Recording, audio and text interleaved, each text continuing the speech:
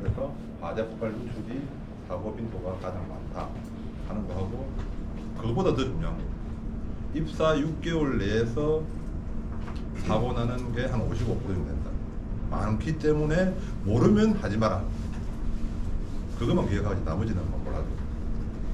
제일 핵심이 왜? 본인이 안 다쳐야 돼. 안전은 본인이, 그러니까 신체상에 안 다치는 게 제일 중요하지. 저는 그렇게 생각합니다. 뭐 위에 쪽에서는 어떻게 생각할지 모르겠는데, 요즘 트렌드로 바뀐 게 기계가 빠지고 뭐 공장의 피해 물적인 피해가 많더라도 인적 피해는 없어야 된다는 게 요즘에 거의 대부분 기업의 트렌드입니다. 그러니까 사람이 안 다쳐야 된다는 게 첫째입니다. 사람이 다쳐서 그게 관에 통보돼 버리면 그거는 골치 아파요. 그런데 뭐 화재 폭발 누출로 해서 설비가 손상이 돼서 공장 가동이 좀 그렇다, 그러면 그거는 회사 피해지 관에서는 크게 없잖아요. 그러고 뭐 언론에서 잠시 나왔다고 막 나왔다고. 그래서 첫째는 사람이 안 다쳐야 된다. 그 부분이 제일 크다고 생각하고, 오늘은 어제 SHM 부분에서 PSM, Process Safety Management, 다 PSM 다 해야 돼요. 틀린 게 석유화학 쪽에는 PSM을 아마 주 담당을 아마 기술공정팀이 하고, 그런데 섬유 쪽에는 안전환경팀이 있습니다. 그럴 수밖에 없는 게 석유화학은 각 공장별로 기술공정팀이 하나잖아요, 그죠? 근데 섬유 쪽에는 단위 공장들이 많아요. 아크릴 공장, 뭐 나이론 공장, 모다크릴 공장, 아라미드 공장, 또 대한화순도. 그 전에는 LMF 공장도 있었는데, 5개 공장 중에서 기술공정팀 어느 팀에서 담당을 하냐. 그래서 안전환경팀에서 주 담당을 했어요. 그게 좀 차이가 나고, 그렇다고 석유화학의 안전환경팀에서 PSM을 완전 내팽개쳤냐, 그건 아니고, 작성하고 이런 하는 부분을 조언을 하고 같이 코칭을 해서 만들 수 있도록 그렇게 합니다. 그래서 석유화학은 기술공정팀에서 PSM 하는 부분이 상당히 중요하다고 이렇게 보시면 될 것 같아요.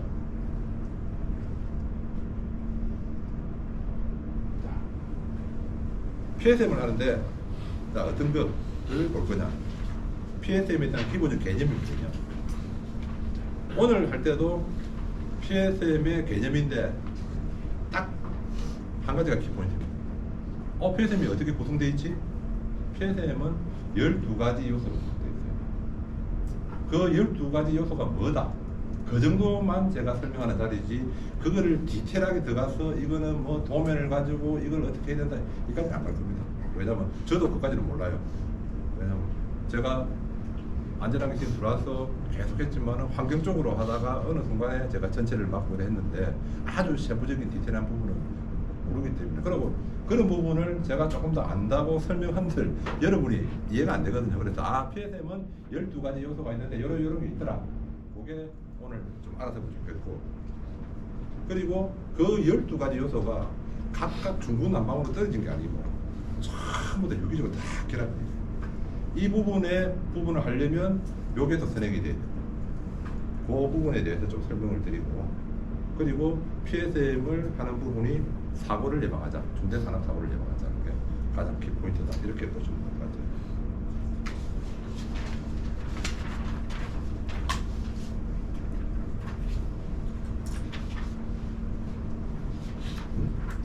자, PSM입니다. 그래서 제가 조금 전에 말씀드린 게 PSM은 여기 있는 거 중대산업사고예요. 근데 그 중대산업사고가 안에 그 어떤 것들이 공정안전 보고서에서 중대산업사고를 예방하는데 어떤 거냐 또 나오죠. 화재 폭발 누출. 화재 폭발 누출을 방지하자. 왜?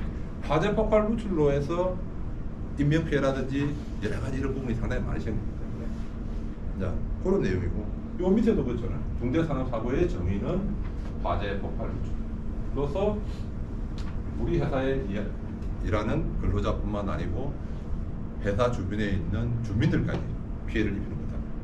자, 하나 예를 드릴게요. 모다크릴 공장에서 몇 년도? 2021년도인가 사고가 났어요. 어떤 사고였냐면 공장을 초기에 가동을 하다 보면 공장의 족분을 잡고 이러다 보면 상당히 좀 불안해요. 특히나 모다크릴 모다 공장 자체는 일본의 가네카에서 거의 전 세계적인 독점을 하고 있는 상태에서 우리가 가네카에서 기술을 도입을 한 게 아니고 우리 자체적으로 파이로트를 돌리면서 몇 년간 기술을 축적시켜 가지고 그 공장을 지었거든요. 근데 초반에 돌리니까 이게 트러블이 많이 생기잖아요. 트러블이 많이 생기면서 모다크릴 공장의 리커버리 공정 쪽에서 보니까 트러블이 생겼어요. 그래서 그 드레인을 열어가지고 그 안에 있는 게 이제 필터에 많이 막혀가지고 압이 차니까 여니까 이제 그게 이제 허연 폴리머 가루들이 이제 그 방유벽 안에 그소리 이제 갇혔거든요. 그걸 청소를 해야 되잖아요, 그죠? 허연 가루니까 별 아무 생각 없이 가루를 계속 이래가지고 저쪽에 떨어진 쓰레기 통에 담고 하는 작업을 했는데 어느 순간에 어떤 근무자가 한쪽 손에서 그 포리마 가루를 들고 한 10몇 메다 그 다이크에서 한 10몇 메다 떨어져 가지고 딱 가는데 뭐가 뻥 터져버려. 터지는 순간에 이게 없어져. 와, 이게 뭐냐 이것이. 실제로 보면 섬유 공장에 보면 그 현장에 보면 허연 가루들이 많아요. 폴리마 같은 그런 가루들이 있어요. 특히나 그 중압 공정에 보면 이게 뭐지? 근데 우리가 몰랐는 무지 VCM이라는 물질이 반응을 하면 온도가 올라가고 그리고 그 산소 조건이라든지 이렇게 돼버리면 그게 폭발할 수 있는 물질로 바뀐대요. 몰랐는데 사고가 터지고 나서 저희들이 막 생산팀에서 문은 찾아보고 이러니까 그런 사례가 있더라고. 그 물질이 온도 조건 맞으니까 어느 외국 회사에서는 옥상에 있는 스크라바에 불이 붙어가지고 폭파해버려요. 우리는 몰랐어. 그러면서 운전 조건을 바꿔버려. 그때 어떻게 됐냐? PSM 공정이다. 이러면 이제 죽었다 이거지. 중대 산업 사고하고 뭐 이게 되느냐?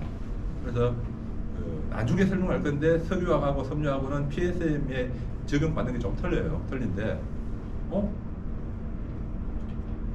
PSM 공정에서 사고 나면 중대 산업 사고로 해가지고 이건 박살납니다. 왜? 노동부에서 지금 다른 회사에서 타면 노동부에서 뭐 감독을 들어가고 뭐 가동중지미 이런 데로 여러 가지 있잖아요, 그죠? 3년 동안 피곤해, 3년 동안. 감독 들어가가지고 과태료 때리고 뭐 이러면. 근데 그때 저희들 논리는 방유벽 다이커까지가 PSM 구역이 아니냐. 섬유 공장에는 전체 공장이 PSM 구역이 아니기 때문에 그래서 10몇 미터 떨어지기 때문에 중대 산업사고는 아니지 않느냐. 그런 논리를 하니까 결국은 노동부에서 받아들여가지고 그거는 기타 화학사고다. 그렇게 넘어갔어요. 그래서 중대산업사고, 화재 폭발, 그죠? 이것도 폭발이잖아, 폭발. 폴리머 가루를 들고 왔는데 폭발해가지고 손목 날아가 버리는데. 어디 뭐 절단이 돼가지고 예를 들어서 어디 뭐 봉합하는 데 가서 봉합을 해가지고 살리고 죽이고 그게 아니고 아예 없는데. 근데 물론 이제 그 사고 난 그분은 나중에 어떻게 되게가 요양하고 좋게 마무리가 됐어요. 그래서 회사에서도 최선을 다해가지고 했는데 그래서 PSM 하면서 중대 산업하고 이 부분은 꼭 좀 알아야 될 부분이다 이렇게 보시면 되고요. 자, PSM 도입. PSM을 도입한 게 가장 사고가 많이 날 수 있는 부분이 이겁니다. 석유입니다. 사실 섬유 공장에서 사고가 나는 거는 어제 제가 말씀드렸죠. 회전체에 의한 협작 이 부분이 많은데 석유 공장에는 회전체가 그렇게 많이 없어요. 혹시나 있더라도 필드에 대형 회전체가 있는데 그 카가 다 덮여가 있어요. 그래서 석유 공장에서 PSM 물에서는 화재 폭발 누출.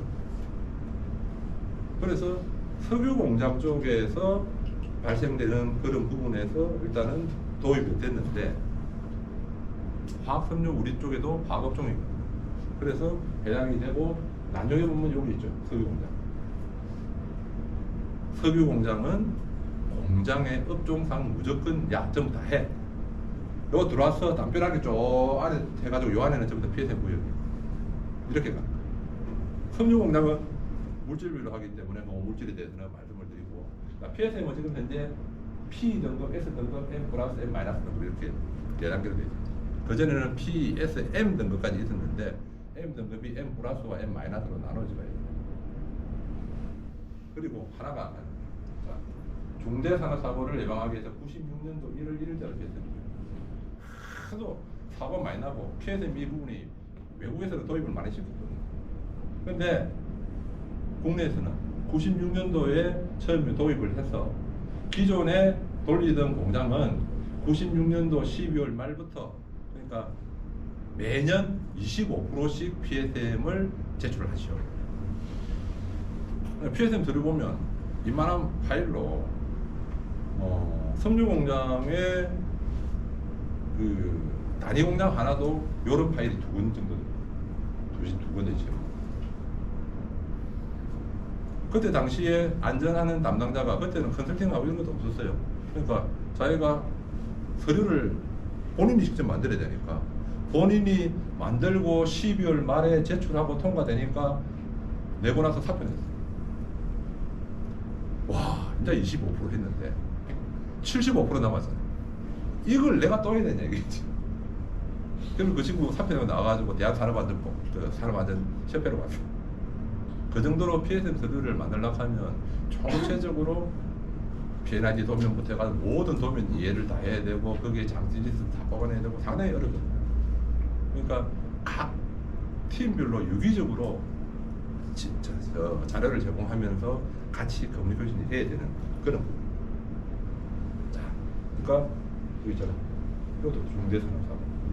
중대산업사고를 예방하기 위해서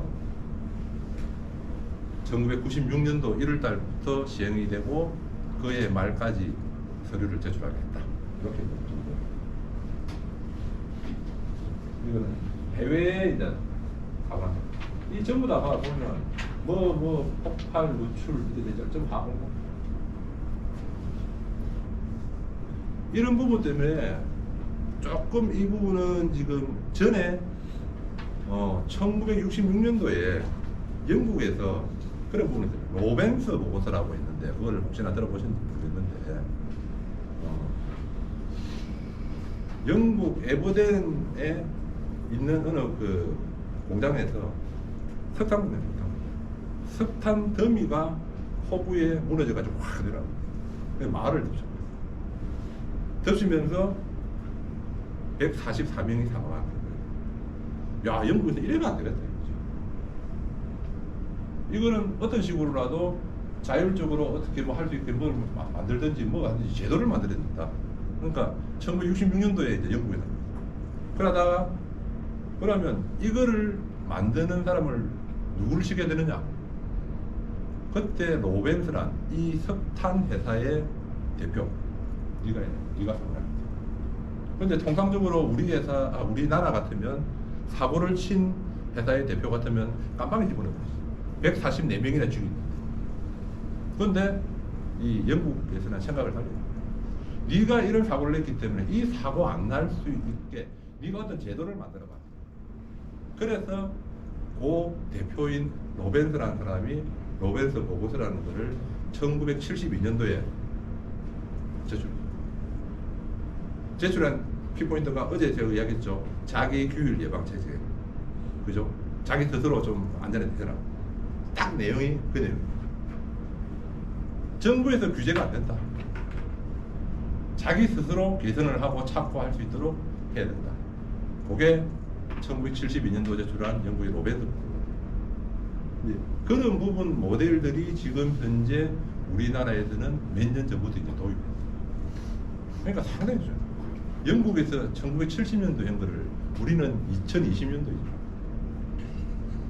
그러니까 많이 늦었어요. PSM 이런 서류도 다른 나라에서는 뭐 1960년도, 70년도 그때부터 막 진행되던 부분인데 우리가 늦게 96년도 이렇게 진행을 하고. 자, 국내에서 발생된 사고. 이건 보면 어제 제가 뭐 다른 이야기도 했잖아요, 그죠? 최근에 뭐 사고 난 거. 이천 물류 사고 여기에 2020년도 자료인데. 그렇죠. 10월 8일 날 울산 주상복합 아파트 요 보면 저 달동 쪽에 있는 그날 난리 났습니다. 왜? 큰 도로 다 통제 다 시키고 소방차 해가지고 외벽에 다 떨어지고 난리 났고. 근데 93명 부상이고 사망 하나도 없어요. 거기 끄떡끄떡 하는데 혹시나 그 아파트 사는 거 아닌가? 아, 알겠다. 제가 아는 사람이 그 아파트 살았는데 보수를 다 했다는데 불냄새 나가지고 어떡하겠다 이래가지고 거의 한 1년 정도 호텔 생활하더라고요. 근데 그때 당시에는 소방서하고 대응하는 게 진짜 긴밀하게 잘 됐거든요. 저도 꼭 지나가다가 그 상황을 내가 보고 있는데, 그러니까 어떤 식으로 대응하느냐 그런 부분들을 지금 사고가 발생될 수 있다. 첫째는 사고를 예방하는 게 목적. 사고가 발생이 되더라도 이 사고를 어떤 식으로 피해를 줄이면서 진압이라든지 그걸 하느냐, 그 부분이라고 일단은 생각을 하시면 될 것 같아요. 그래서 여기 있잖아요. 사고가 났다 이거지. 그런데 PSM을 하면 화재나 비상시 필요해서 사람의 인명피해를 줄이자. 는 그런 부분. PSM이 12가지 요소라고 했는데 크게 보면 12가지 요소는 뒤에서 설명하지만 PSM은 어떤 부분에서 대상이 되느냐, 업종이냐 그러냐, 그리고 12가지 요소가 있고 그 12가지 요소에서 그거를 맞게 서류에 맞게 그리고 공장 현실에 맞게 운영을 하고 있느냐, 그리고 그 부분을 위험한 부분에 위험성 평가를 하고 분석을 하느냐, 그리고 그 안에 있는 내용 중에서 이런 자료들 여러 가지 자료들이 적합하게 들어가 있느냐, 그런 부분을 일단 PSM 요소에서 크게 보고 있는 거예요. PSM을 제출을 하면 어떻게 되냐? 자, 지금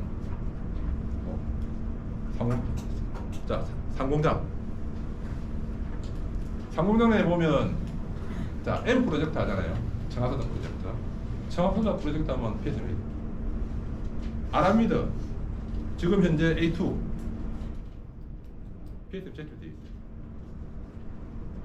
그래서 프로젝트를 하면 처음에 사업주, 자 해강산업이 공정안전 보고서를 제출합니다. 지금은 웬만하게 해가지고 컨설팅을 다 끼고 하거든요. 그런데 결국 컨설팅에서는 우리 잘해주는 거를 다 취합해가지고 순서대로 보고 이렇게 만들어주는 거죠. 뭐 주세요, 뭐 주세요 다 주는 거예요. 그래서 제출한다. 제출해보고 보니까 이 서류 보니까 서류 오케이 이렇게 통보를 했죠. 자, 이제 서류 통과됐죠. 그 다음에 이제 한참 진행을 하고 있잖아요, 그죠? 진행하고 있으면서 다시 어느 정도 시점에 현장 확인을 요청하는 게 두 가지가 있습니다. 현장 확인이. 자, 공사 진행됐죠. 공사가 80% 정도 진행됐을 때 현장 확인 요청. 그러니까 공사가 다 완료되고 아니고 이게 각 인허가마다 좀 틀린데 80% 정도 됐을 때 현장 확인 요청을 하면 너가 처음에 제출한 서류하고 지금 현재 맞게 요래 진행되고 있네. 요 확인합니다. 그래서 그러면 공단에서 현장 확인을 했는데 오케이. 자, 그까지 끝났죠. 그 다음에 최종 현장 확인. 최종 현장 확인을 하면 요 부분은 하나가 시운전 단계. 다 완료하고 나서 시운전하는 단계. 그러니까 이제 개별로 테스트하고 가동된 점검 다 하고 뭐 하고 모든 걸 다 완료된 그거를 가지고 시운전 단계에 와서 이게 진짜 맞는지 안 맞는지 다시 합니다. 그래서 시운전 단계에서 와서 봐도 딱 오케이네. 만약에 이거는 부적합하네. 다시 행정 조치. 야, 요거 계산해. 이런 식으로 진행됩니다. 그래서 그게 서류 제출하고 우리가 하는 거는 서류 제출하고 현장 확인을 두 번을 한다. 이런 개념으로. 그다음에 자, PSM을 어디에 활용을 하느냐? 네, PSM 보고서입니다. 보통 기업이 매각을 할 때 국내 기업은 그런 경우가 많이 없는데 외국 기업은 이걸 많이 따져요. PSM 서류 달라 해가지고 서류가 진짜 맞게 확 돼 있으면 그거에 금액을 쳐줘요. 왜? 공장 운영하는데 자기들이 와가지고 그러니까 매각을 했으면 저쪽에 점령군이 와가지고 이제 뭐 운전을 하는데 잘 돼 있네 이거대로 하면 되겠네. 근데 못 쓰면 자기들이 베이직부터 새로 만들어야 되는 거죠. 그래서 그 PSM에 대한 보고서 자체를 하나의 매각 공장 매각하는 금액을 줍니다. 자, PSM 보고서가 있습니다. 자, 그 PSM 보고서는 이게 이제 화재 폭발 누출되어 있잖아요. 그럼 작업자 위험 감소하는 거 당연한 거고, 그죠? 이 서류가 있으면 되는 거죠. 그 다음에 비상 상황에 대응하는 공공정보. 이 말은 공공정보 뭐냐? 실제 사고가 생겼을 때 관에서 딱 요구하는 게 뭐 하는 게 도면 주세요. 뭐 주세요? PSM만 다 들어가요. 보통 보면 기본적으로 우리 PLID 도면 그거 보면 야 어디 밸브에서 어떻게 돼가지고 어떻게 되고 온도 조건이 어떻게 되고 쫙 있잖아요. 그런 서류들이 전부 다 공정한 정보가 다 들어가 있거든요. 그래서 공공정보예요. 그러고 애매하게 왜 토지 이런 게 들어가냐?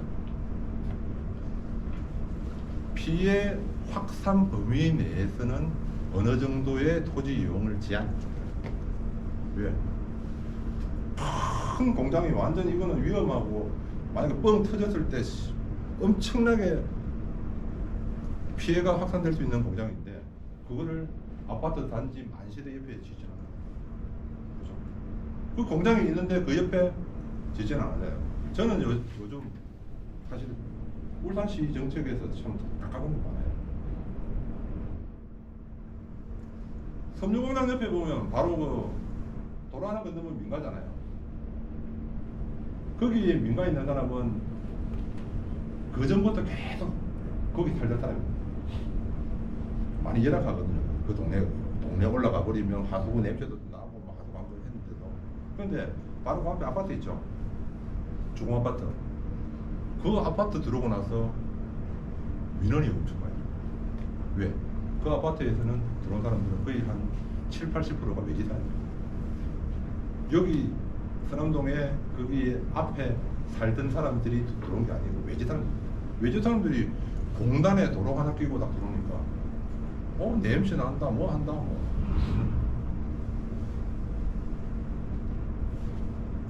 우리가 저 가지고 학생병가 뭐 어디고 태화강역에서 다리 하나 건너면 평창 리베르 있잖아요.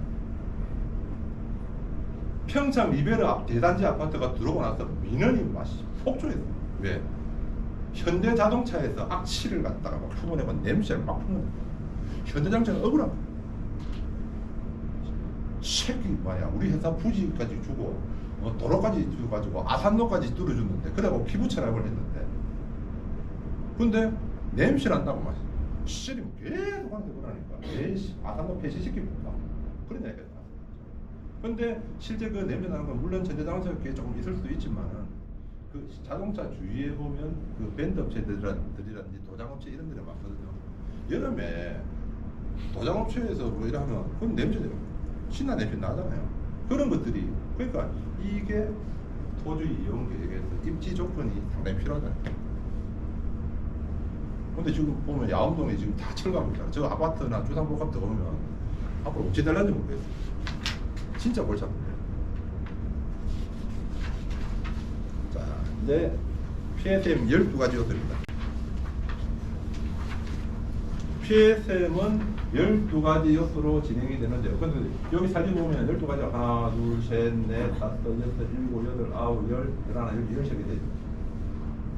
그래서 그거는 제가 설명을 드리면, 자, PSM은 일단은 4년마다 무조건 평가를 받게 돼 있어요. 아까 이야기했죠. P, S, M 플러스 M 마이너스 등급 4등급이 있죠. 그 등급에 대해 가지고 다시 재평가를 4년마다 한 번씩 받게 되어 있습니다. 거기서 12가지 요소가 뭐냐? 공정안전 자료, 그리고 공정 위험성 평가, 위험성 평가. 그 다음에 안전운전 계획에 들어가 있는데 세 번째 안전운전 지침. 순서는 좀 왔다 갔다 해요.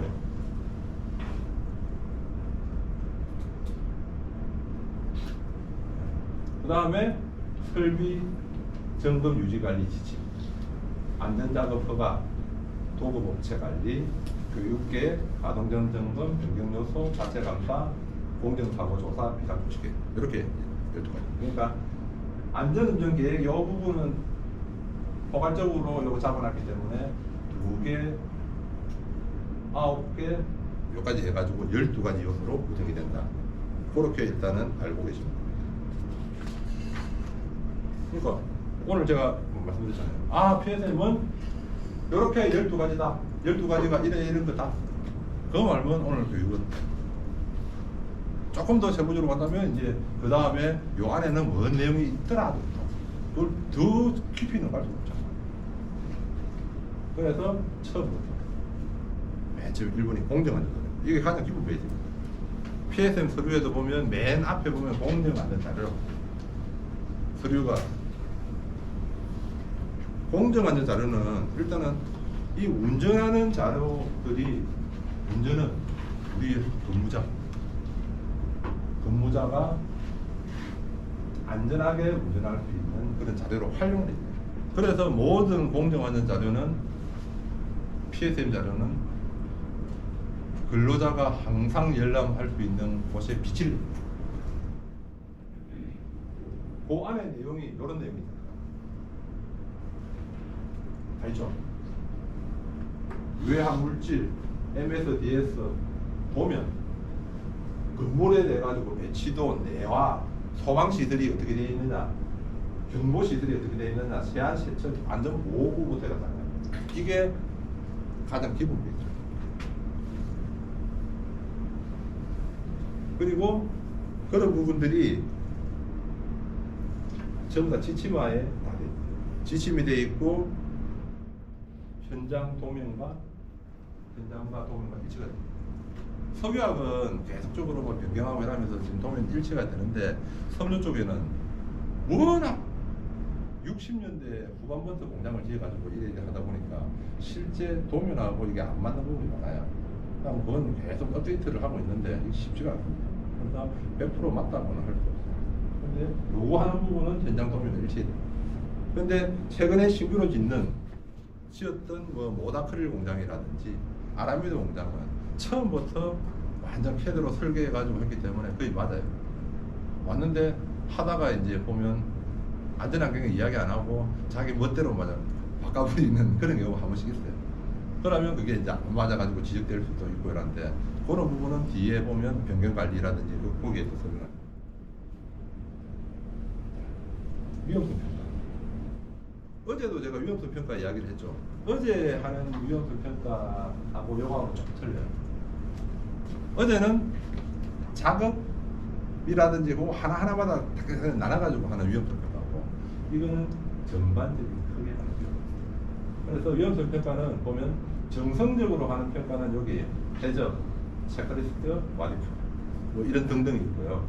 정량적으로 하는 거는 피해 범위 모델링입니다. 어떤 보면 피해가 어디까지 가느냐 한데 저희들 아마 태강산업 쪽에서 쓰는 거는 알로아를 말입니다. 알로아 모델입니다. 거기에 예를 들어서 어느 탱크에서 그 탱크에 대한 스펙을 집어넣고 어느 물질이라는 게 다 들어가겠죠, 그죠? 용량 어떻게 되고 파이가 어떻게 되고 다 들어가겠죠. 그 물질이 폭발 누출이 됐다. 그러면 딱 돌리면 울산 기상 상황하고 해가지고 어느 방향으로 어디까지 확산된다. 석유산 공장의 그 AN 아크릴로니트릴이 그때 제출했을 때 2.5kg인가 제출했다가 이게 뭐 넣는 개수라든지 이래가지고 제가 알기로 1.7kg인가 해가지고 줄였어요. 1.7km가 1.1km. 그래도 반경 1km까지 피해가 난다. 그래서 항상 저는 교육할 때 어느 물질이 만약에 누출이 됐다? 그러면 다 떠요. 아주 발열 반응 떴다 이러면 첫째 바람 방향 이쪽으로 온다? 네? 바람을 던지고 해가지고 보통 불났을 때 하는 거 있잖아요, 그죠? 그런 식으로 피해를 하고, 이 근처나 장천포 이쪽에서 만약에 큰 그런 사고가 났다 그러면 도망가려면 힘들어요. 그래서 서남소변공원도 다 보면 사고가 발생됐을 때 1차에 어디서 집계를 하고 2차 집계를 어떻게 하고 이렇게 다 지정이 되어 있어요. 근데 석유공장은 과다하게가 짜가지고 어디서 뭐 집계를 하고 할 그게 없어요. 석유공장이 18만 평 공장인데 공장별로 1차 집결지 이렇게 다 해놨는데 1차 집결이 필요 없어요. 일단 1차적으로는 무조건 복지에 관한 표. 복지에 관한 표도 안 되네. 그러면 서남소변공원 반환 방향에 따라.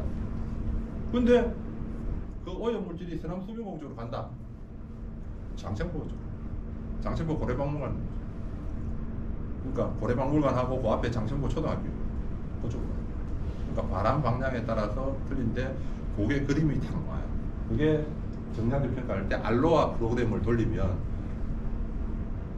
데이터가 나오면서 딱 그 그림으로 요만큼 피해 보입니다 해가지고 딱 우리 그 항공사진에 그대로 됩니다. 이 위험성 평가 가장 중요한 거는 위험성 평가뿐만 아니고 모든 부분인데 여기에 팀 구성을 해서 활용하는데 현장 근무자까지 참여를 시켜요. 현장 근무자. 왜? 아니면은 일반적 엔지니어가 지 맘대로 그냥 만들어 놓고 넘어갈 수 있거든요. 그래서 이거 만들 때는 사실 공정의 위험성이라든지 이런 부분은 사실 운전하는 사람이 제일 잘 알잖아요. 그죠? 그래서 현장 근무자까지 꼭 참여를 시키라는 것을 계속적으로 요구를 하고 있어요.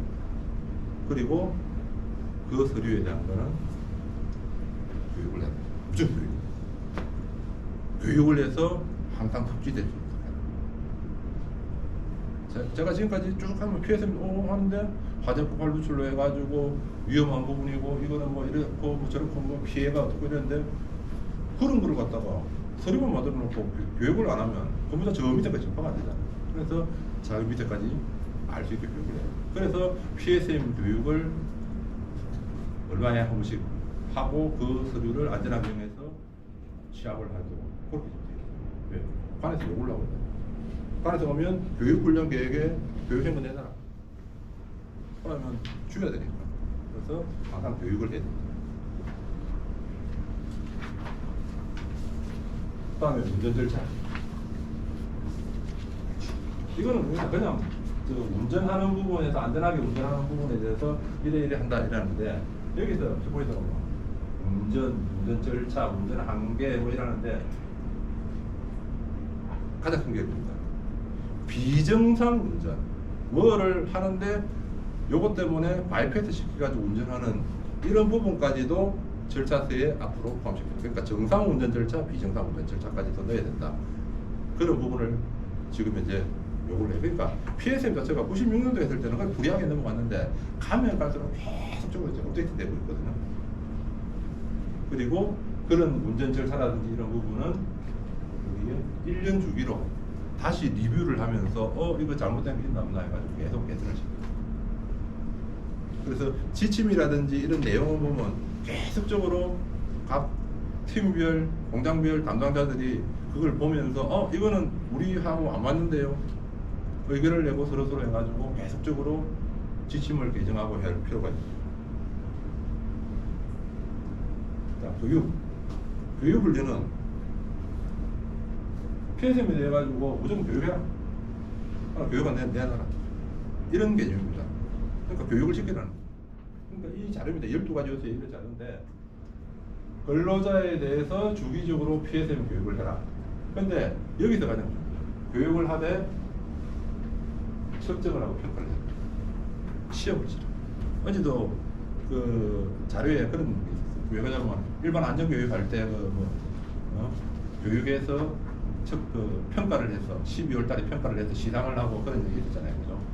그 자료를 제시하고 현장 근무 자료. 왜? 거기에 시험 치는 시험 문제의 PSM 내용이 거의 대부분 한 90% 들어가 있죠. 그래서 우리는 이런 문제로 해서 이렇게 시험을 쳤고 등수는 이렇게 냈고 이렇게 보상한다. 이걸 채도로 딱 만들어놔요. 그러면 교육훈련은 너가 잘했네. 이렇게 되는 거예요. 그리고 그 PSM 교육을 한다는 거는 연간교육 계획에 그 문구가 또 들어가 있어야 됩니다. 협력업체 관리.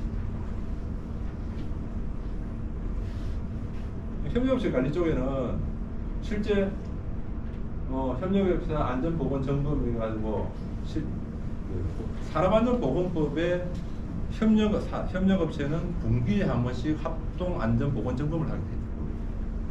그 정도 자료만 가지고 제시하면 가능은 하고, 또 협력업체하고 저희들이 한 달에 한 번씩 사내 도급업체 협의를 하거든요. 그리고 공사 들어오면 공사 도급업체 협의를 하고, 그거는 석유나 섬유나 마찬가지로 매달 하고 있어요. 진짜 정상적으로 하고, 그 회의한 결과 회의록은 안전보건관리 책임자한테 결제를 받고 있어요. 근데 협력업체 보상 징계 이래 되는데, 석유화학에는 협력업체 해가지고 요번에 준우기업인가 어디에서 한 명 보상받고 50만 원 받았거든요. 근데 섬유는 협력업체 보상까지는 아직 없어요. 없고, 섬유는 안전에 대한 보상은 없고, 대신에 협력업체 안전을 포함한 평가를 해서 우수 협력업체 섬유 쪽에는 한 군데를 선정해가 100만 원을 줘요. 그 사장한테. 그럼 사장이 그걸 갖다가 나눠서. 그래서 조금 이게 하는 패턴이 틀려요. 이걸 정확하게 이제 맞추다 보면 안전 쪽에는 사실 걱정이 되는 게, 맞추다가 하향 평준화될까 싶어가지고 제가 일부는 맞추는데 계속적으로 그 푸시를 못 하겠더라고요. 그리고 사내 협력업체나 사회업체의 평가 매년 평가를 해서 점수가 70점 이하는 아예 견적 제출을 못하게 만들어요. 그런 게 하나 있어요.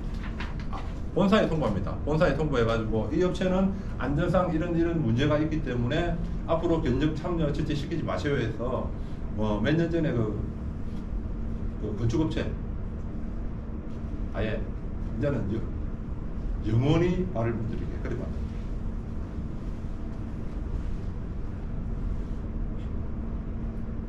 가동전 점검, 이게 중요합니다. 가동전 가동하기 전에 실제 문제가 있는지 점검을 하고 해야지.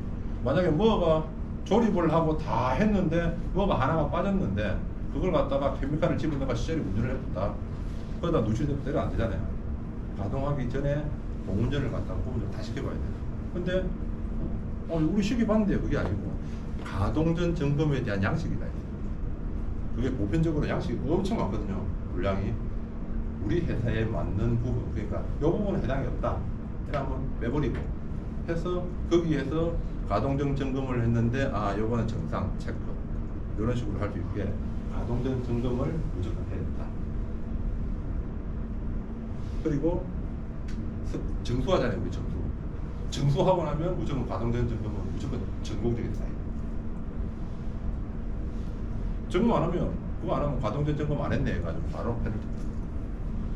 근데 최근 들어가지고는 가동전 점검에 그런 까지 요구를 해요. 보통 우리가 배셀이라든지 탱크라든지 아니면 반응기라든지 이렇게 하면 요게 액이 가면서 펌프가 하나 고장 날 수 있기 때문에 스페어를 나누잖아요.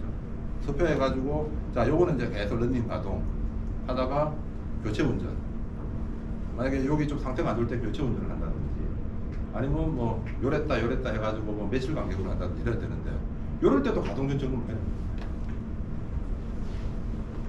왜? 우리 같은 경우는 그래 생각합니다. 야 이거는 한 세트로 와가지고 한 개 돌아가면 돌아가는 게 아니냐 하는데, 지금 현재 노동부에서는 계속 자기들이 요구를 하는 부분이 그 전에 하는 거를 이제 보편적으로 다 하니까 점점 디테일해요. 근데 할 말은 없어. 요거 했다가 요거 교정 중인데 요거 씹으면 마지막에 문제 있어도 어떡할 거야.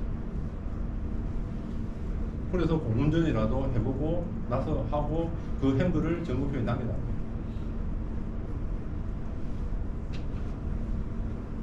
아까 말씀드린 대로 정수나 신정설 M 프로젝트나 아라미드 프로젝트에서 정설을 하고 나서 공문 정상적으로 케미칼 투입하기 전에 부분 시운전 할 때 그냥 시운전만 해가 부분 이상 없네가 아니고 서류상으로 전부 다 남겨놔야 된다. 그렇게 아십니다. 설비 보전 이거는 여기 보자. 공무 개전팀 있죠? 예. 공무 개전팀에 있어. 요거 설비의 결함이라 있고 인한 안전사고를 예방한다. 그래서 가장 중요한 것은 설비 관리를 전산해요.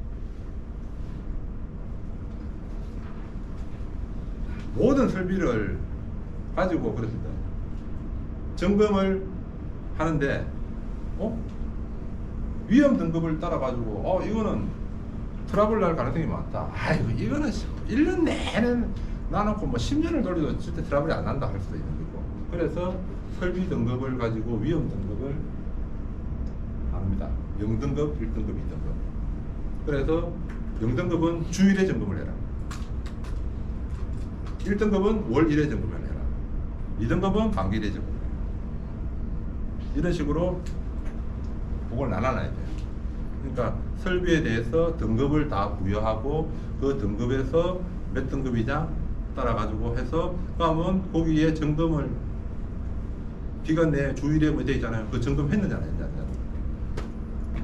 그러니까 모든 거는 이걸 하면서 했나 안 했나 점검했나 안 했나. 그것도 페이퍼로 다 내야.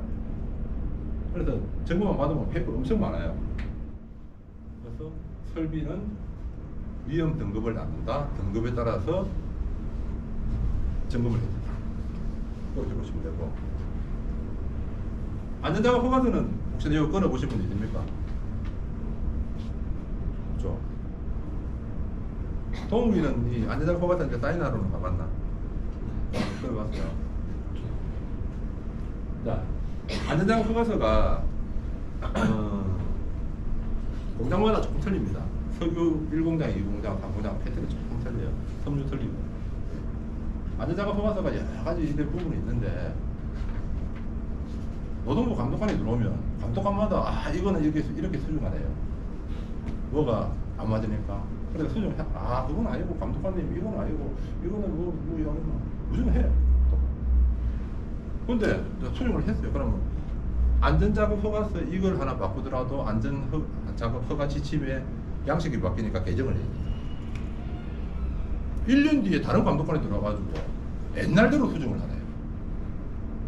아니 작년에 뭐 A 감독관이 들어와가지고 이렇게 해라 했는데 그거는 금방 모르는 소리고 이렇게 그러다 보니까 그때 따라 해가지고 조금 패턴이 틀립니다.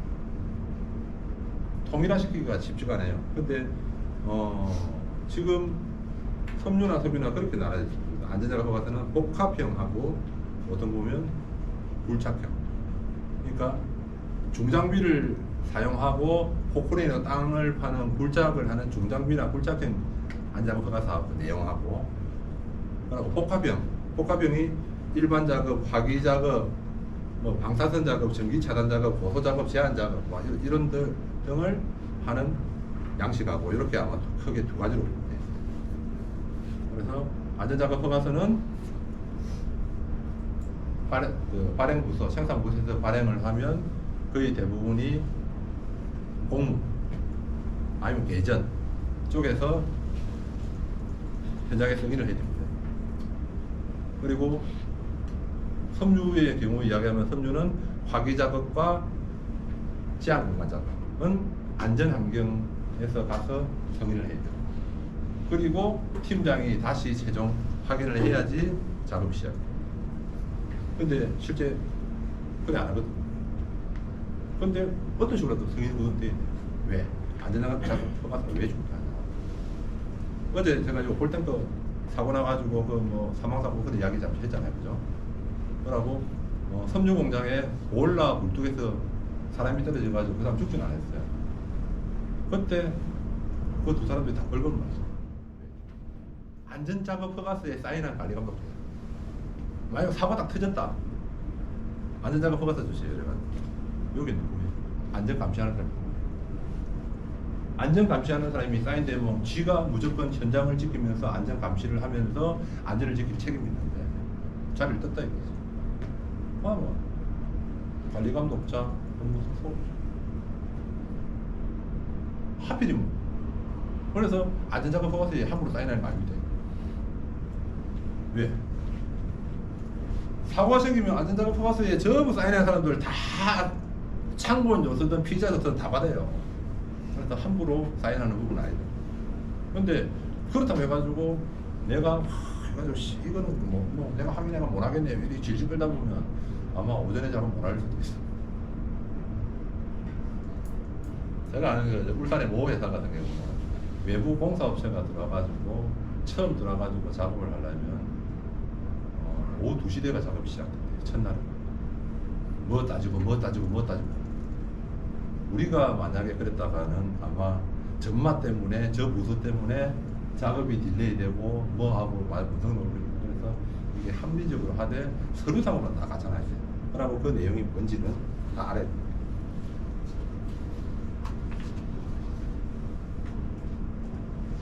다음 변경관리. 변경관리는 뭐냐? PSM 서류를 한번 제출했다 이거지. 제출했는데 거기서 변경이 일어날 경우에는 해야 된다. 자, 예를 들어 가지고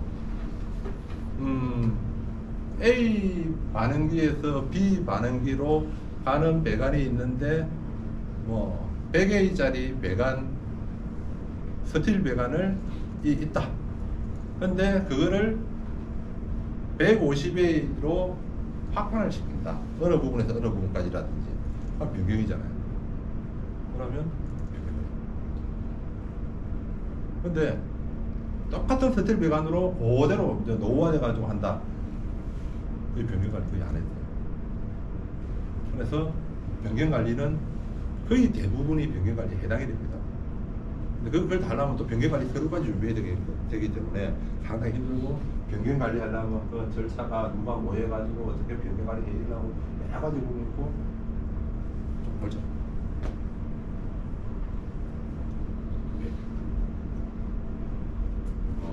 나중에 얘기합시다. 사고가 생겼다. 인체 사고라든지 화재 폭발, 실제는 이런 게 저희들이 PSM에 들어가 있는데 크게 인체 사고, 화재 폭발, 이런 부분, 누출 이런 부분이 생겼을 때는 무조건 사고 조사해야 돼. 그게 사고 조사 지침이 돼 있어요. 지침이 돼 있고 그 부분에 대해서 무조건 기록 관리 유지를 하게 돼 있는데 따집니다. 정확하게 사고 원인을 규명했느냐, 재발 방지 대책을 따집니다. 그리고 항상 보면 사고 재발 방지 대책에는 그 재발 방지 대책에 대해서 직원들한테 계속 교육은 계속 하면 돼요. 비상조치계.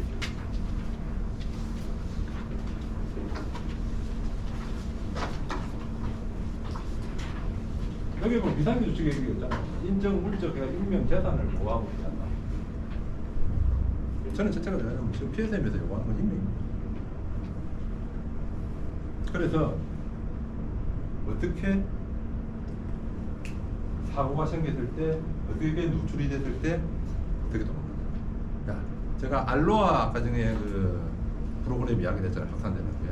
그게 이제 보면 프로그램에 그려졌잖아요. 그다음에 가장 많이 확보를 해놔야 돼요. 자, 석유 상공장이다. 그러면 요 볼탱크가 있잖아요. 그죠? 볼탱크에서 어떻게 됐을 때 알로하를. 볼탱크 밑에 펌프 있잖아요. 펌프가 만약에 거기서 누출이 됐을 때 왜 틀립니까? 댐프 같은 경우는 확 나가잖아요. 범퍼에서는 조금 누출되잖아요. 프로그램 돌리면 다 틀립니다. 범퍼에서 넘어가고 어느 공정에 뭐 그러니까 이게 알로하로 돌리는 프로그램이 진짜 이거는 시나리오 자체를 많이 확보해야 돼요. 그걸 확보를 해야지 이 부분이. 그래서 어떻게 사고가 생겼을 때 비상 조치를 할 거냐 이런 부분을 일단은 아셔야 되고, 그리고 비상 조치 계획에서는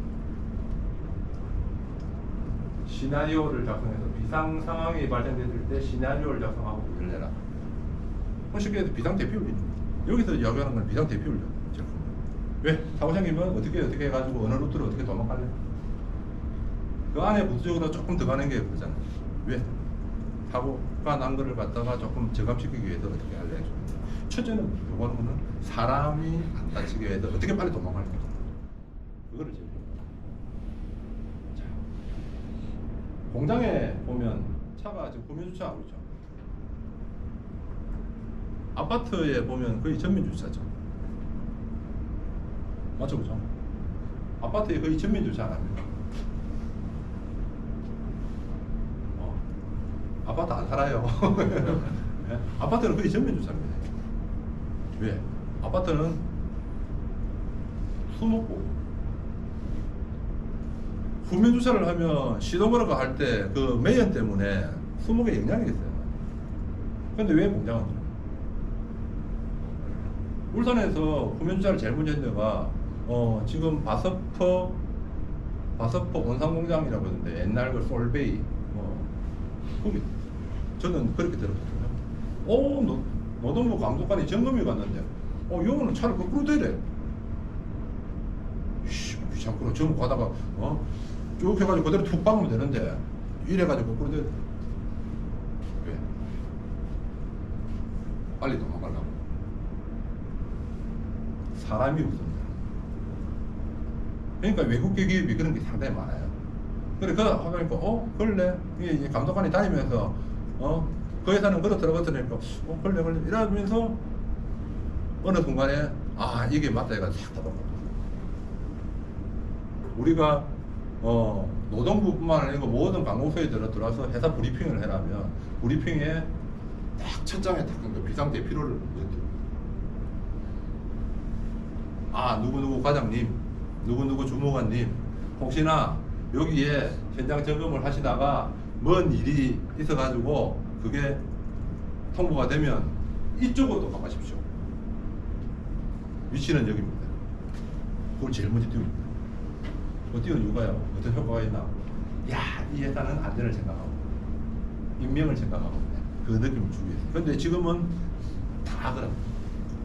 그러니까 그런 부분들이 벤치마킹 해가지고 넘어간다는 거고요.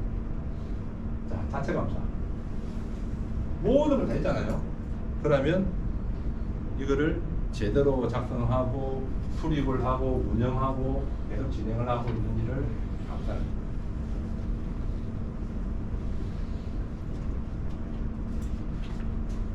자체 감사는 보통 우리가 1년에 한 번씩 자체 감사를 하는데 거기서 또 지적되면 개선을 해야 됩니다.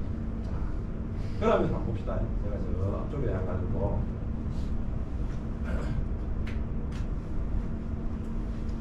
공정한 자료에서 위험성 평가 이거 쭉 해가지고 간단하죠, 그죠? 자, 예를 들어서 어떤 작업을 한다. 하나가 탱크를 갖다가 10루베짜리 탱크가 있는데 그걸 20루베짜리로 탱크를 하나 설치한다. 그러면 자, 기존에 PSM을 하고 있는 구역입니다. 야, 10루베를 해가지고 운전을 했는데 20루베 나오면 혹시나 운전할 때 뭐 위험성이 없을까? 펌프는 그대로인데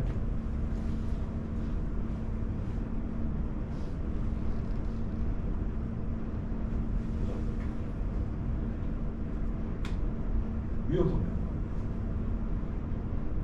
그렇죠. 위험성 평가 그건 넣기 위해서 위험성 평가. 위험성 평가를 해보이 뭐 10루베나 20루베나 뭐 RT만 길어지고 큰 문제가 없더라. 오케이, 작업해도 돼. 이제 작업을 하잖아요. 그럼 뭐 안전작업 허가. 탱크 넣고 뭐 하고 용접 찢이고 이러면 뭐 찢이든 어쩌든 간에 안전작업 허가를 받아야 돼. 안전허가 받았다. 탱크 넣고 했다. 야, 다시 돌려야 되는데. 가동전 점검해야 되잖아. 가동전에 점검을 해야지. 가동전 점검을 했다. 운전했다. 그게 끝이야지. 그 다음에 서류 탱크가 바뀌었으니까 변경해서 관리해야지. 그러면 그거 했던 게 그대로 가냐? 교육시켜야죠. 공정한 자료에 바꿔지잖아요, 변호사. 혹시나 위험성이 늘었다. 야, 위험 더 늘으니까 너 상공장 정문 말고 저쪽에 가서 한 100m 더 가가지고 어느 장소로 가. 다 유기적으로 다 묶여져. 그러니까 한 개를 하려면 PSM은 다 묶여져. 그러니까 12가지가 100%는 아닌데 최소한 7, 8가지는 묶여가지고 넘어가요. 그러니까 현장에서 어떻게 보면 이걸 안 하고 숨기고 하는 경우가 좀 있어요. 숨기고 나중에, 그러니까 석유화가 숨길 수가 없어요. 나온다기 워낙 한 2만 평이 되기 때문에 하는 게 안 돼. 섬유 공장은 다니다 보면 18만 평 공장에 그것도 배셀이라든지 조그만데 제가 보통 보면 밑에 뭐 없었는데 언제 났지? 이런 경우도 있어요. 진짜. 그래서 PSM은 모든 12가지 요소가 유기적으로 돌아가는 게 PSM이다. 이렇게 보시면 되고, 10분 쉬고 오늘 또 30분까지 해도 될란지 모르겠네요. 예, 10분 쉬고 합니다.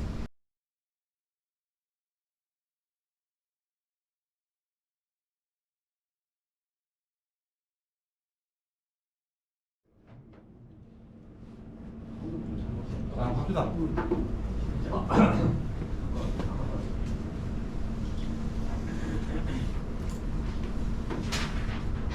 오늘 PSM 대상 사업장입니다.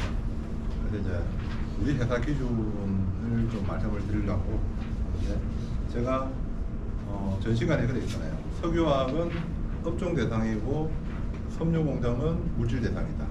여기에 보면 이게 PSM을 해야 되는 업종의 석유화 지수입니다.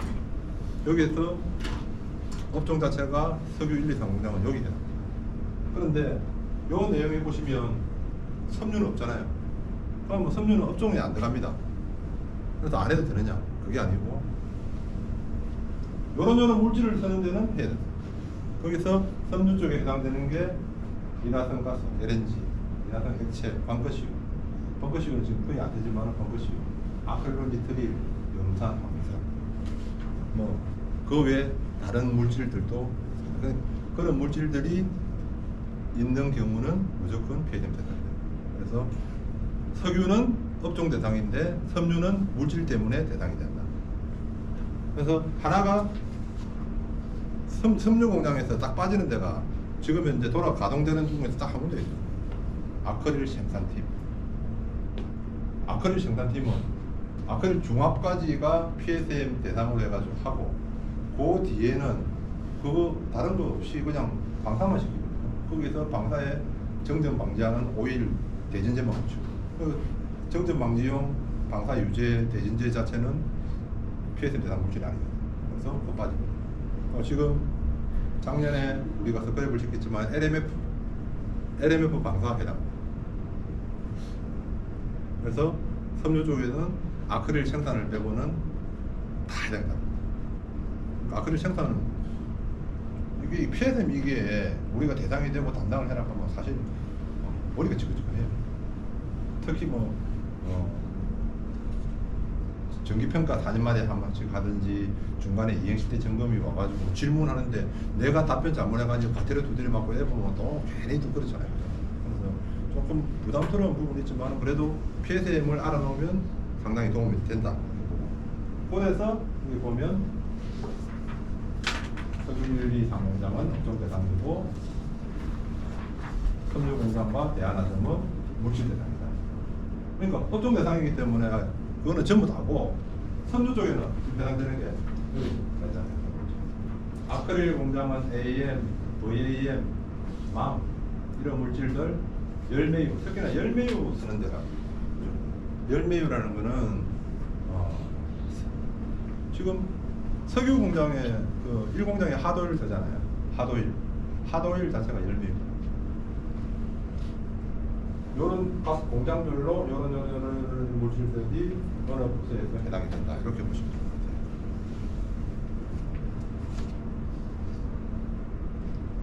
이제는 PSM이 아까 전에 P 등급, S 등급, M 플러스 등급, M 마이너스 등급이 나눈다 했잖아요.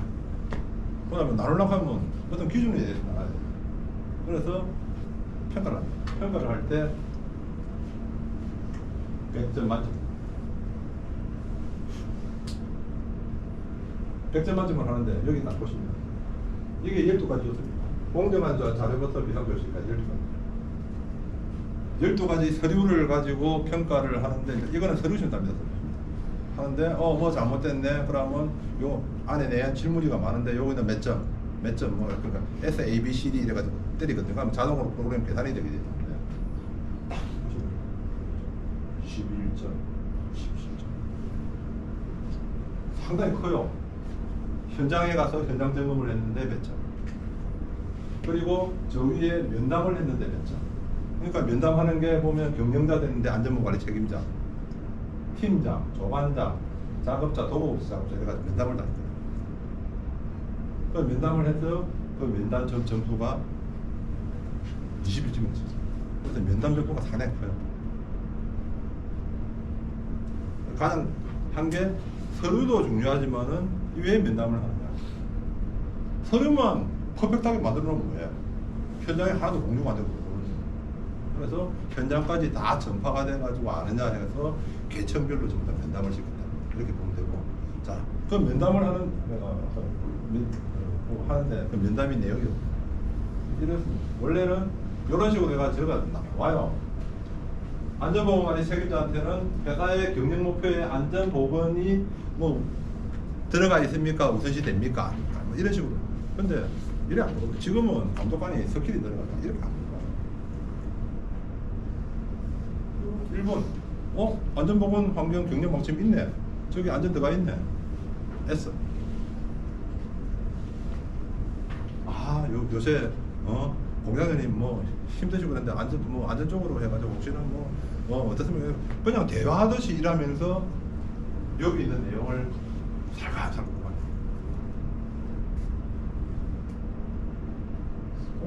작년에 PSM 그 자체 감사 서류에 보니까 어느 공장에 무슨 내용이 있던데 오늘 혹시나 어떤 내용이시죠? 자체 감사하는데 안전보건 관리 책임자한테 사인은 돼 있는데 보고가 됐느냐 안 됐느냐. 이 새끼들이 그냥 막 보고만 하고 막 공장장이 관심이 있느냐 그런 식으로. 뭐 공장장이 예를 들어 그걸 할 때 그 내용요. 그래요. 아무래도 그 자체 감사할 때 이런 내용을 갖다 했는데 그거 보면 이렇게 바꾸는 게 이건 진짜 이거는 안전상 되는 겁니다. 이래가지고 쫙 이야기하면 이 사람이 자체 감사하는 것까지도 서류까지도 다 이해를 하고 그렇게.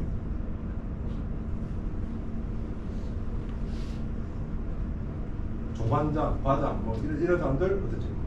근데 그 전에 할 때는 전부 다 질문들이 PSM 12가지 요소에 대해서 이야기 한번 해보세요. 맨 처음에는 그랬어요. 뭐 공정안전 자료가 있고 비상조치가 있고 쭉 이야기하면 한 5가지, 6가지 이야기하면 됐습니다. 잘 알고 계시네요. 이러면 넘어갔거든요. 지금은 절대 그냥 뭐 이야기하다가 그게 뭐 자체 감사가 어떻고 뭐 이거 하면서 그냥 슬 은근슬쩍 그다음에 자체 감사했는데 그다음에 뭘 해야 되는데 이러면 이 변경요소 관리가 어떻게 자연스럽게 나오게 막 면담이거든요.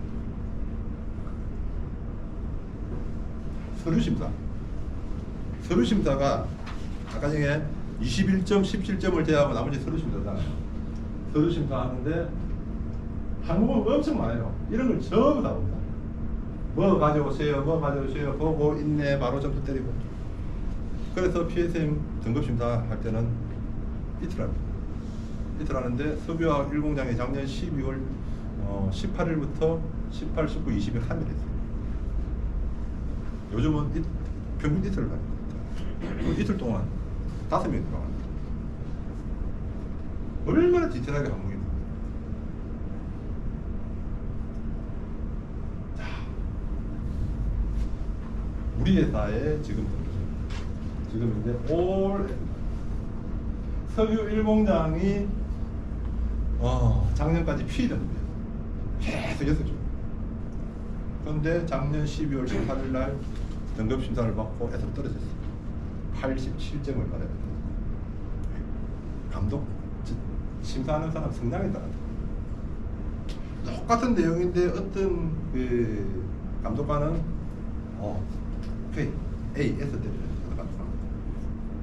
아니 여기서 이거 더 해야지 이런 식으로 나옵니다. 그러니까 법적인 사항은 아니지만은 너가 P 등급 받으려면 여기서 플러스 더 해야지. 근데 이것밖에 안 했기 때문에 나는 B밖에 못 줘. B가 80점. 그래서 석유공장이 작년에 해가 떨어져가지고 2028년 나머지는 이렇게 4년마다 심사를 받는다. 근데 P 등급하고 S 등급이 차이 나는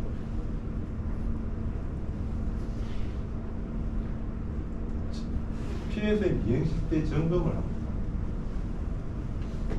예, P 등급은 4년에 한 번 점검을 받아요. 이행시 때 점검. 근데 S 등급은 4년 사이에 2번 점검. 그리고 PSV 안전변 파핑 테스트가 2년이 아니고 4년간 연장. 근데 우리 회사 같은 경우는 파핑 테스트를 2년에 한 번씩 지금까지 하고 있거든요. 그래서 결국은 점검을 한 번 더 받는다. 그 부분이고, M 등급 쪽으로 떨어지면 거기에 기술 지도대 있는 게 안전보건공단에서 와서 기술 지도 해가지고 그거는 뭐 몇 시간 안 합니다. 쭉 서류 해가지고 뭐 해가지고 계산하시오 해가지고 시정 지시들 날리는 그렇게 돼 있어요. 근데 한때는 대한아섬하고 뭐 석유 상공장도 그렇고 석유 이공장도 그렇고 M 등급 된 적도 있어요. 왜? 사고가 터지잖아요. 화재 폭발 누출되니까 큰 사고가 터지잖아요. 그러면 M을 내라고 강제로 누출. 올리려고 하면 4년에 한 번 심사받아야 되는데 2년째에 수시 심사를 해주세요. 수시 평가를 해주세요. 그래가지고 신청을 하면 되거든요. 그래서 하나가 지금 5월에서 나오고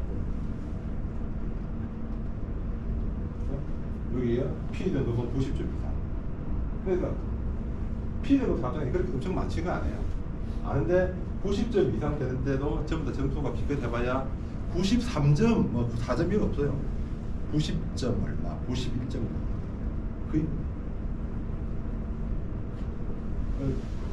우리는 에서 등급 4장인데 거의 80점 후반, 87점에서 89점 사이가 거의 대부분이다. 이렇게 보시면 되고.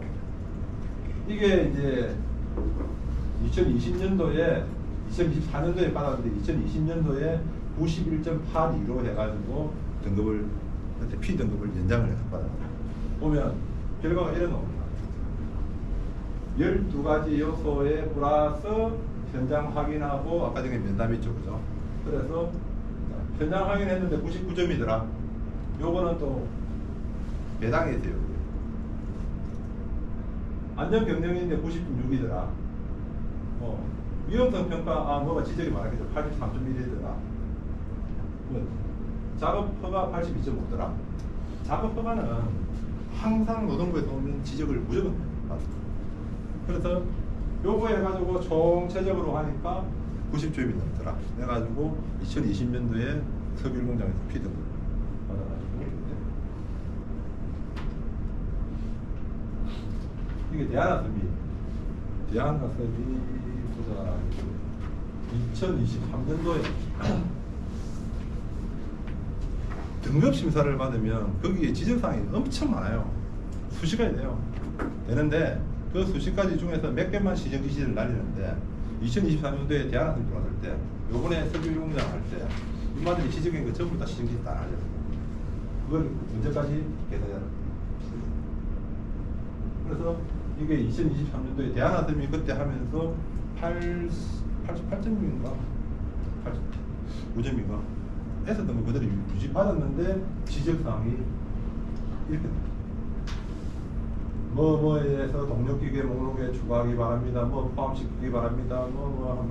쫙 놓으면 몇월 며칠까지 계산해서 제출하시고 여기 대한아섬 쪽에 대바다 여기 지금 양원수 이 사람이 좀 빡빡한 사람. 여기가 한 대가 고용노동부 소속의 경남권 중대산업사고 예방센터에서 나오는데 거기에 석유 1공장에서 받아들 때 허효수 그 센터장이라는 분 있을 때 받았거든요. 그러면서 또 모 감독관하고 두 사람이 엄청 빡친 사람입니다. 근데 그 센터장이 그러고 나서 일일자로 다른 데가 있어요. 그러니까 어떤 사람이 들어오냐에 따라 가지고 이 점수가 몇 점을 왔다 갔다 해요. 그러니까 88점 받았다, 89점 받았다. 진짜 유한 사람이 쫙 형성이 됐고, 그 중에서 아는 사람도 한두 명 있고 좀 일이 된다 이러면 너무 석유하고 뇌물들이 있어요. 섬유는 안 돼요. 내가 그 대표이사가 이사님이 항상 야 피는 거 좀 안 되냐? 서류만 하면 피는 거 자신이지. 현장 가보면 막 섬유는 공장에 오래돼가지고 현장 가는 순간에 점수가 확 까집니다. 17점에서 점수가 확 까집니다. 그러니까 저래 쭉 하는데 현장에 17점에서 점수가 뭐 예를 들어서 뭐 한 10점 나왔다. 그러니까 7점까지 딱 하면 죽었다 깨어나. 조금 전에 아까 전에 봤더니 석유 1공 잡고 한번 보시면 안 들어갈라나. 석유 1공장에 현장 확인해가지고 돼 있었는데 그 100점 나왔어요. 현장에서 지적을 가는 거 없어요. 근데 섬유는 현장 점수가 작아요. 혹시나 현장 확인하러 가는 사람이 아주 인맥으로 친하다. 야 씨발 점수 좀 잘 주라 해라. 대신에 100점은 못 주겠지. 왜냐면 섬유 업종상 다 아는데 섬유 업종이 거의 대부분 70년대 80년대 다 하시고 그러면 그래도 뭐 97.8점까지 쭉 그리고 좀 틀리죠. 그래서 이거는 대한아섬에서 받았던 그런 겁니다. 또 보시면 되고 석유와 1공장도 요번에 하면서 지연에 엄청 많아요. 그래서 건봉수 팀장이 그런 이야기를 하더라고요. 탱크에서 넣으면 PSV 그 안전변이 아니고 그것도 뭐 안전변 일종이지만 브레드 밸브라고 있어요. 탱크에서 예를 들어서 케미칼이 수입이 돼가지고 펌프에서 들어온다. 그러면 압이 올라가니까 그거는 이제 브레드 밸브에서 호흡을 하거든요. 나가잖아요, 그죠? 그 베이퍼가. 그런데 현장으로 보낸다. 이러면 공기가 안으로 빨리 들어가. 아주 미압입니다.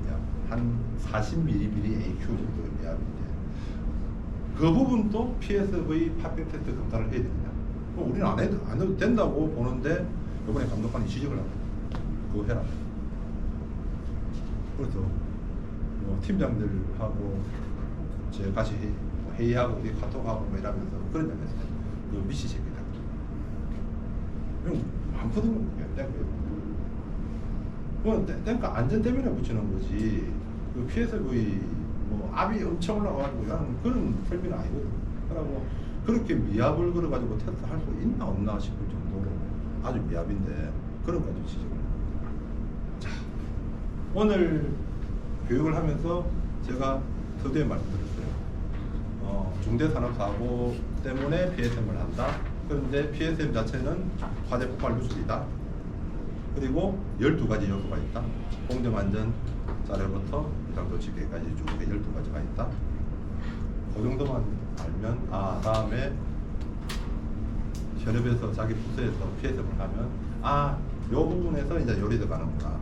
그렇게 알면 되고 뭐 이거를 더 세부적으로 뭐 할 필요 없고 이틀간 그 안전 환경 관련해 가지고 제가 많이 알아서 교육을 한 게보다는 그냥 기본적인 부분 조금 직장에서 오래된 선배로서 그냥 말씀드렸으니까 그렇게 이해해 주시고 근무할 때 항상 안전에 유의를 해 주시기 바랍니다. 예, 수고했습니다.